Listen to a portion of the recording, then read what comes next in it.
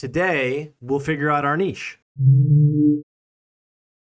So today is all about picking a niche. It's a niche day at MattyAds. Come rain or grind. Day 2. To recap day 1, we started out by finding and evaluating different ways to make money online. And that led us down the path of affiliate marketing, which is effectively marketing other people's products with our website, blog, YouTube, or whatever content that we decide to develop. The next step in the process is figuring out what industry or niche that we're going to focus on. And that's a process that will take just as much research as picking the business type that we wanted to go after. So here we have a curated list of niches from Authority Hacker, and they have some breakouts here. Hobby niches, money specific niches, which again, we talked about yesterday being a little bit challenging because of Google's policy to reward people that are in the industry. We also have health and fitness niches, which have historically been very profitable for affiliate marketers. People are definitely focused on their own health, being healthier. We're coming up on a new year, so it's a good time for those already having built those businesses. Lifestyle niches, it's a lot of travel here, which is good from a perspective of, I'd say, developing more of YouTube. I think there's a lot of really strong YouTubers and Instagrammers that do this well. From a website or from a affiliate website standpoint, you're looking at monetizing through Airbnb, VRBO, other home rental sites. Airlines, travel, a little worrisome right now just given COVID. Probably not the first area of attack. Home and family. I think home and family is a really strong and broad niche. A lot of subsections that we can really dive into. Home security is big. People are really outfitting their homes with cameras and more securities than they have in the past, just given where technology is. A lot of affordable security offerings in the marketplace. Tech niches. So there's a lot of web hosting and VPN affiliates. It's a big business, really big business, really competitive business. Some of the big names that I can list off the top of my head would be Bluehost and NordVPN. They have really strong programs, a lot of affiliates that push their products in a lot of different ways, not just traditional blogs. So it's a good thing knowing that there's a big market there if you can come up with a strong marketing strategy. Some alternatives, essential oils. Essential oils is big. Certainly become a really big market over the last 3 years. I feel like everybody's either trying them or talking about them. I don't know the efficacy of an essential oil from a medicinal standpoint, but it's a big business and people want to buy essential oils. I think these are some good starting sectors that we can look at. So again, home security, I like the idea. Over a million homes broken into, which is a scary thought every year. And I think technology is getting a little bit better here. Certainly this type of equipment is becoming more mainstream rather than just for the rich and famous. Everybody can connect a Ring doorbell and some Wi-Fi security cameras. Gaming, yeah, you'd have to find, I think gaming could be an option. Perhaps it's more around toys. And we have to get really meticulous in our keyword research to find some good areas of attack that aren't already saturated. So Authority Hacker here says they found 25,000 keywords, right? When we're thinking about building a site, we need to think about how many search terms people can find our site with, and it's 25,000 with low competition. So that could speak to the ability to grow fast and grow quickly. So I think we can start a list here. Rather than gaming, we can look at kids' toys. Home decor is, I'd say, a sexy niche to go after because who doesn't like buying stuff for their home or their apartment? Even bachelors like doing that to a certain extent. I mean, home decor is such a big industry that we could find and build a site for college students' home decor. We could build one focused on new homes, new homeowners, right? How do you decorate your new home, or what are the things you need in your new home, right? And then as you move move up market for potentially maybe broader homeowners. I think you unlock a more affluent age range, right? You're certainly going to be able to market bigger ticket items towards those in their 40s or 50s that are more established than college age or kind of new family. So I do want to go after home decor. So again, we're only looking for about 5 here. We've already come up on 3. Pets, we also talked about. Be interesting to have a pet review website.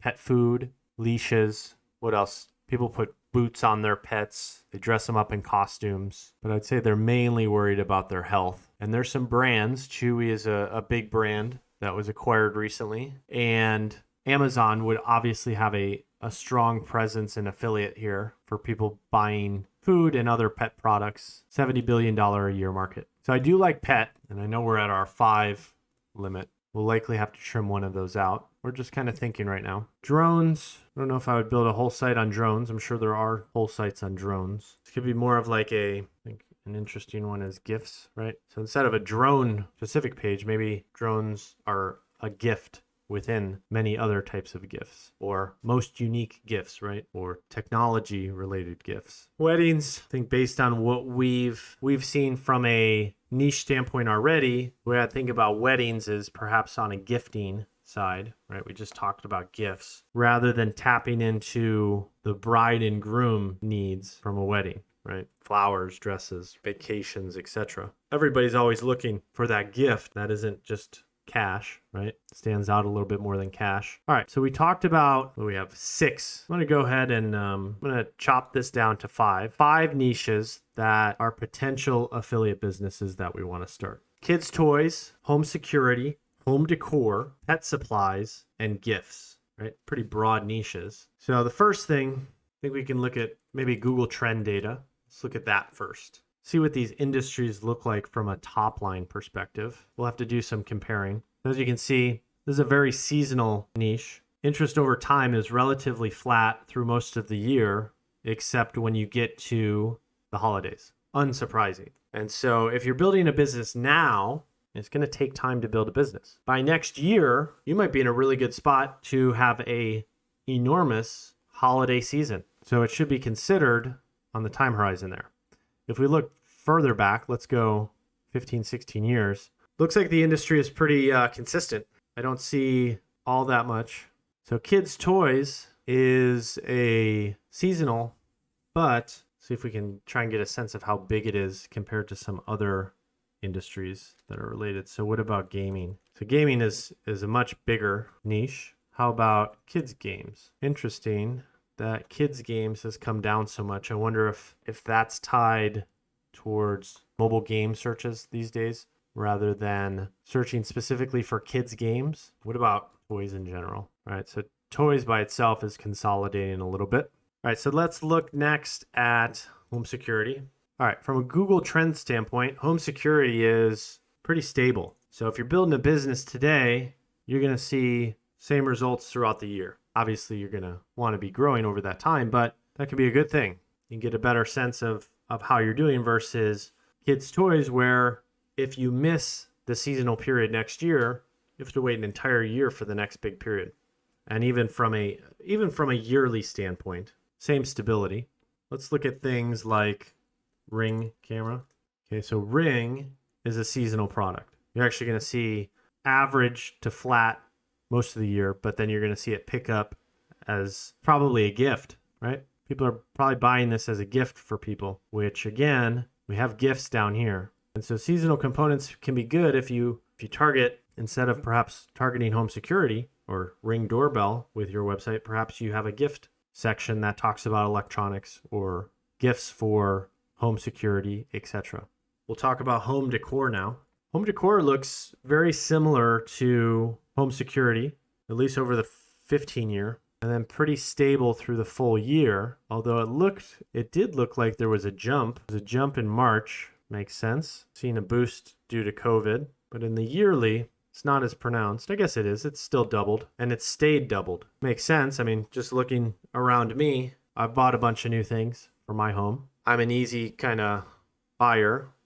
Generally look for good deals, but Amazon is is an easy area for me to purchase from, especially if it has good reviews. So you can imagine having a website that sells canvas paintings, sells different knickknacks, potted plants, bookcases, bookshelves, etc. And you could really target some lower competition keywords there and get up and running pretty quickly, especially with interest being as high as it is.